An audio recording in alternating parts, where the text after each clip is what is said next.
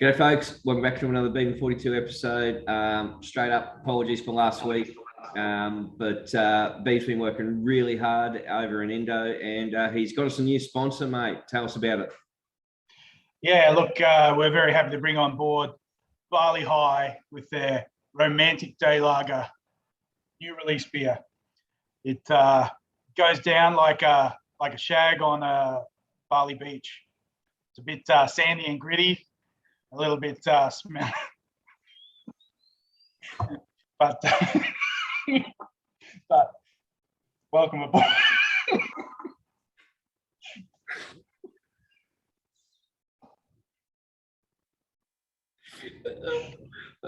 Yep. Oh, look, thanks very much, Valley High. Loved a bit of that sand and grit. Well played, sir. And look, we're just going to jump straight in after all of that. Yes, God. Oh, Jesus. Well played, Beaver. So, let's really quickly talk about the week one finals that we didn't talk about last week. And look, Storm smash Manly and the Roosters. Geez, they stole one away from the Titans. Or did the Titans just absolutely give it away? Yeah, the Chits blew it. Had their chances. Should have got it at the end. They also had a shot at field goal too, right? So better luck next year. Disappointing loss. Disappointing way to end the year. Yeah, I was a bit heartbroken, but anyway, that's life. Move on. Lucky to make the 8, in all honesty. Panthers getting beat by the Rabbits was a bit of a surprise, not really. And then the Eels knocked over the Knights. So the Titans and Knights have gone on their merry way, and everyone else keeps playing. And so we go straight into week 2 finals now, mate. So Manly, they bounced back from a flogging from the Storm, and they touched up the Roosters 42-6. Yeah, probably saved you that embarrassment for week 2. Agreed. You would have played against them. But you know what I mean? I think at the end of the year, the Roosters, they've had a great year considering all the dramas that they've had. But, that result's probably a fitting way for them to end the year, right? Playing with half a reserve grade team. So, but Manly were very good. And, they make for a good game this week.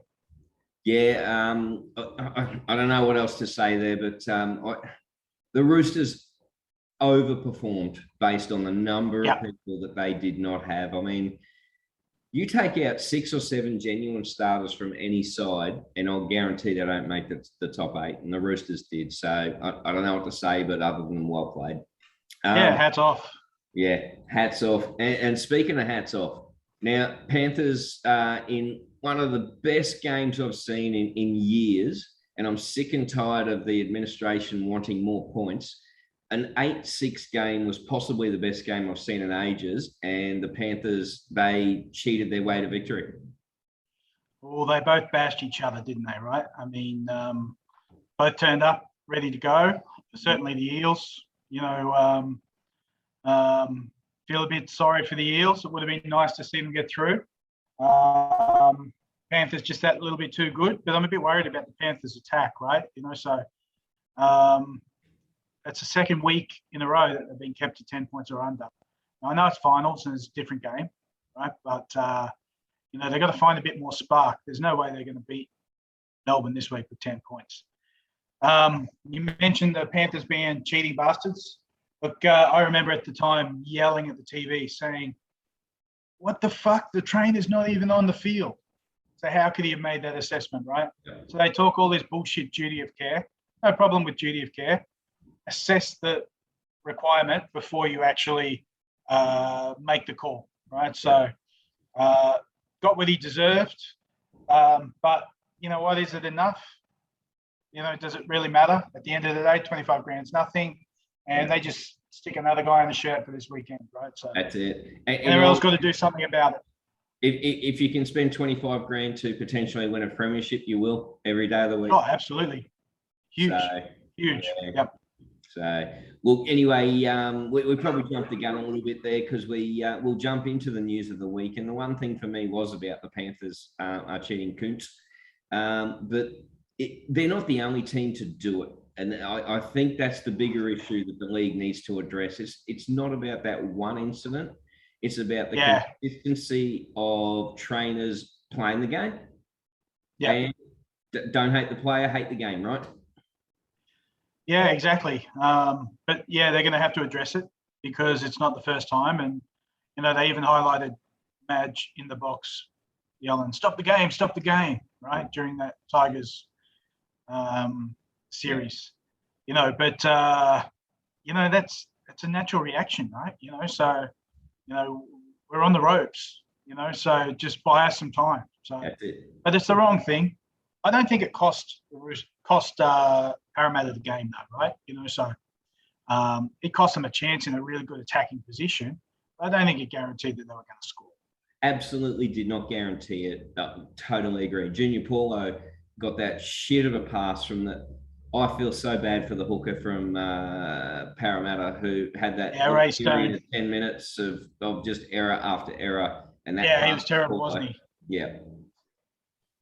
But, I guess that's the next man up thing, right? I mean, the week before he made 50 tackles without a miss. And then in this game, he laid on 3 shitty passes and a knock on from dummy half in 10 minutes. So, yeah. And let's be honest, that's what cost him. So, correct. I'm not blaming Stone because it's the biggest game of his life that he'll ever play. But, I feel for the poor guy. So, look, the other drama that's been continuing on has been all the talk was the Tigers board were getting together to sack Madge. And then within a 4 or 6 hour period, they flipped and Madge is still there. What do you think?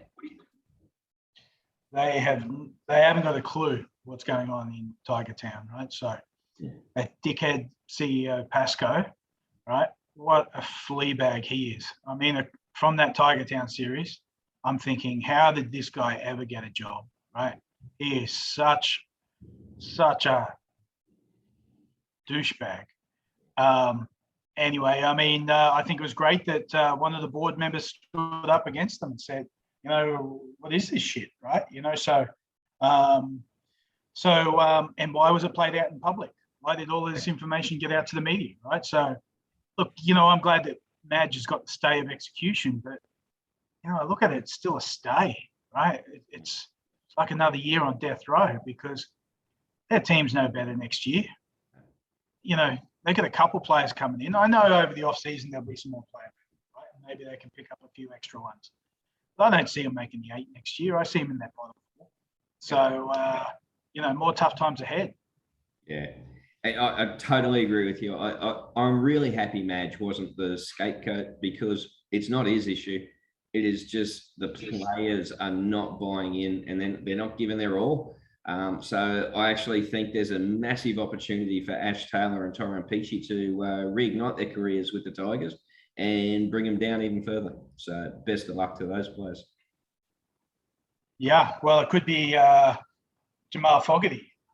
Yeah, he's on the open market, mate. Nice. We'll get into a whole discussion about the Titans and their inability to have any sort of half. Or in the off-season review.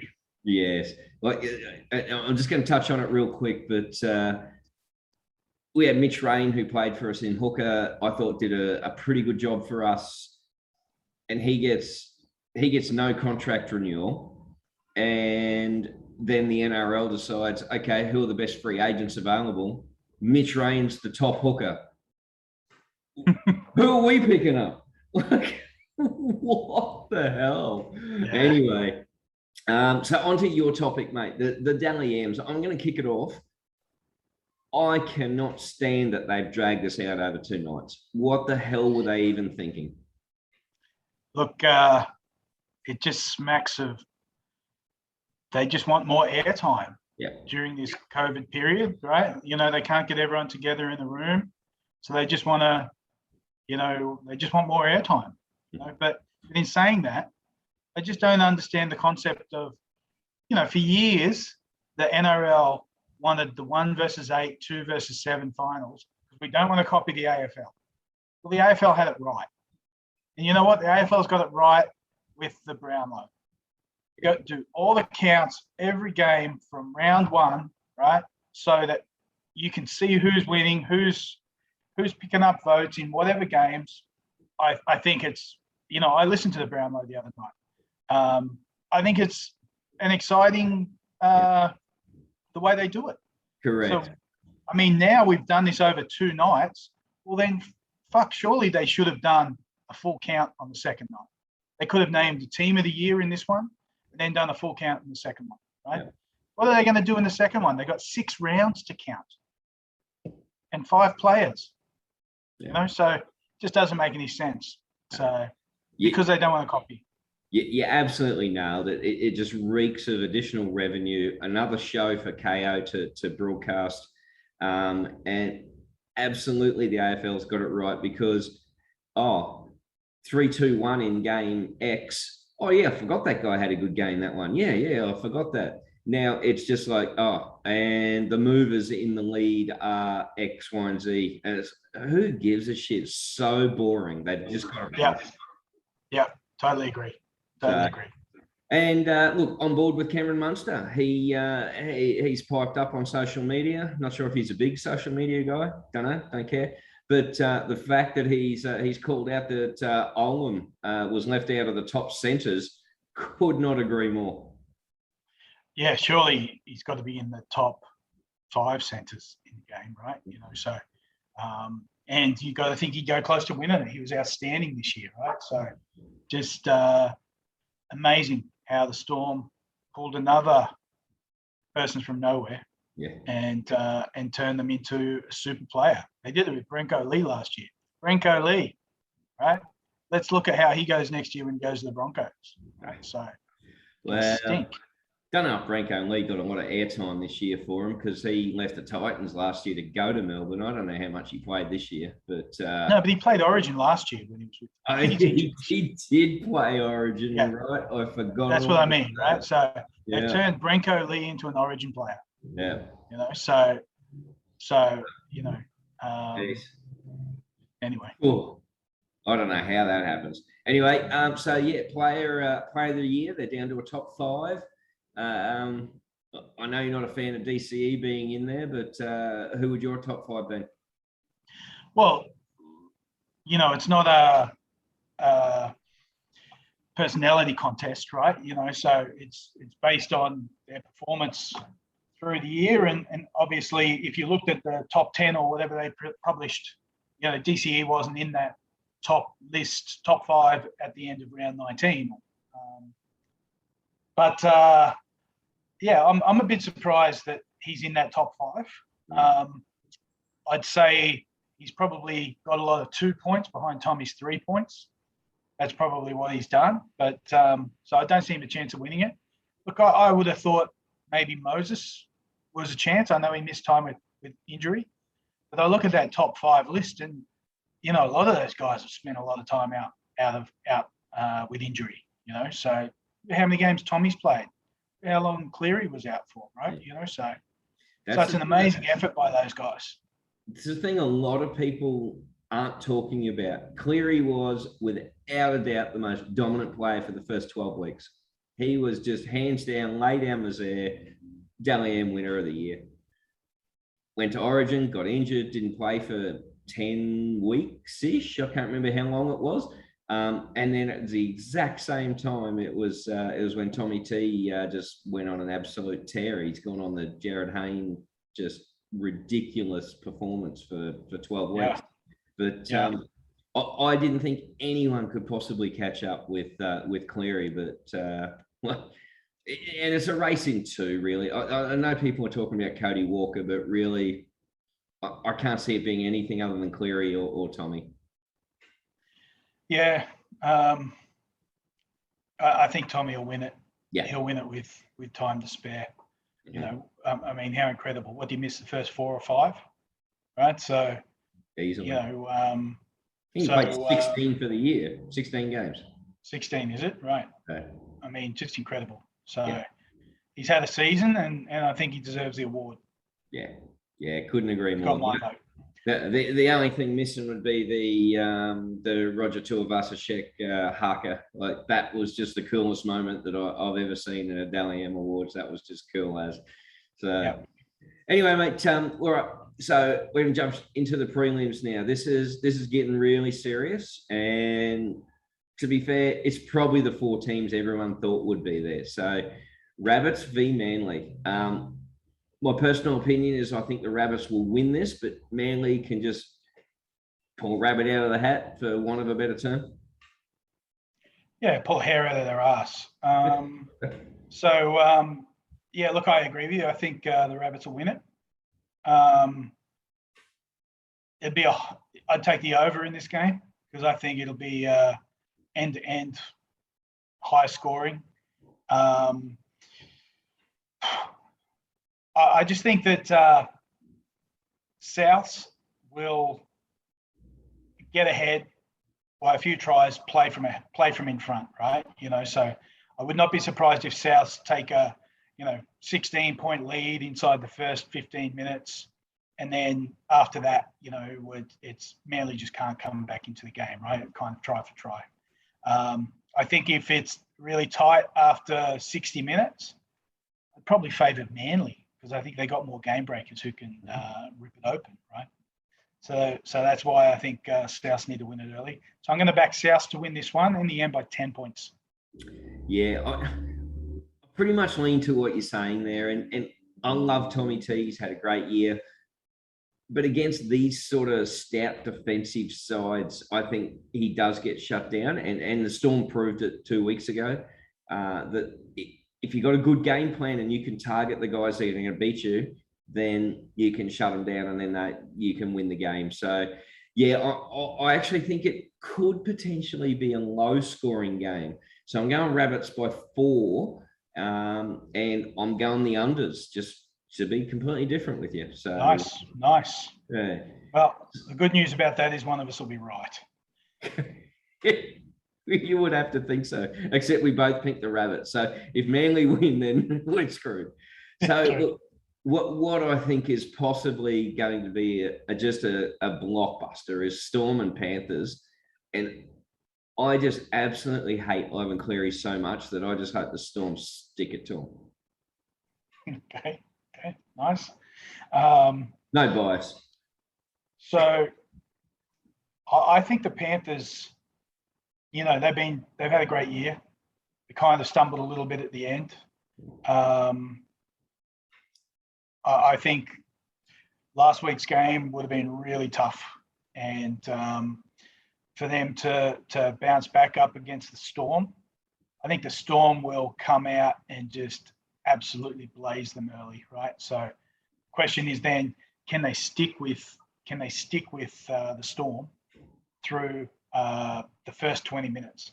Because I think that's when the Storm will try and absolutely rip them apart. So Kickout starting this week, I think, is trying to give them a bit more mongrel in attack at the beginning as well. Okay.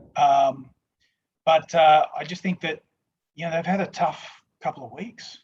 And, to back up against the Storm again now, who are rested, I think the Storm will be too good. So they've got it in a low scorer, right? The Storm winning 16-12. Nice. I think the Panthers' struggles have been a little bit longer than that. Ever since Cleary has been injured, that they've not been the same team. And Jerome Luai, my cat of the year, I think has really shown a little bit of the lack of ability without that really strong halfback playing in front of him. He's a great 2IC. He runs off the left-hand side when Cleary's taken charge, but when he's the man, just don't see it. And I love the fact that the Panthers have got Edwards at fullback instead of Crichton. Crichton for me is just a hands down better fullback, and I don't know where Edwards' career goes from here because surely the Panthers can't sustain that and have Crichton wasted on the wing. But look, I've actually got the Storms winning in a big one. I got them blowing the Panthers away by 36-12. Wow, you're taking the over. Yep. Wow. Well, geez, that would be a cracker if they were to get that many points, right? But you know, I just don't see Penrith being embarrassed like that, right? So, but you know, last week I just think that the last 2 weeks they've had tough games, tough grinds, low scorers, and I think they're struggling a bit with points. So I totally agree with you on Luai. He's a wingman, right? You know, he's Goose to whatever Tom Cruise's character was. Maverick. Thank you. Yeah. Right. So, I just don't. You're right. He can't deliver the goods by himself, right? Yeah. As for Crichton on the wing, you know, next year, of course, they lose Burton, right? So he'll slip straight into the centres, right? So he's not there for long, right? But I actually like Dylan Edwards. I think he is a very solid sort of player. He just doesn't have that same X factor that Crichton has, right? Yeah, no, I hear what you say, and look, I like the tone of what you're saying there. Is that Luai will perhaps die from an evacuation from a fighter plane? But either way, up to you. So, mate, massive weekend of footy, and of course the AFL Grand Finals on, and the Storm Panthers game got moved to 3 o'clock to suit that scenario, and Brisbane's having its river fire. So. Saturday is just going to be gangbusters for me. I'm getting my second COVID jab. It's just all happening. It's just all happening on Saturday. So. Nice. Well, I've got the answer for the AFL Grand Final, and that's to watch the NRL on a 2-hour delay, right? So then you still get to watch it at night time. Yep. And the AFL, well, whatever, we'll watch it the next day. Yeah. Yeah. Look. I don't want to get bogged down on AFL, but I can't see this being a very interesting GF. It's whatever. I don't have eyes to care about. Yeah, correct. I was thinking about it the other night, and I'm thinking I'm not even sure I could name 5 players on each team. Yeah. Right. So, you know, Melbourne, Max Gawn, Christian Petracca, Gary Lyon, Jim Steins, right? You know, that's about all. And the Dogs have got Tony Liberatore. He's coming off his crutches. So, yeah. Yeah. So anyway.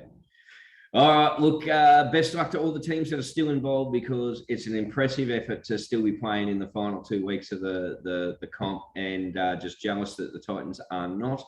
So, look forward to it, mate. And we'll catch up next week, my friend. All right. Enjoy your footy. Enjoy your Barley High Romantic Day Lager.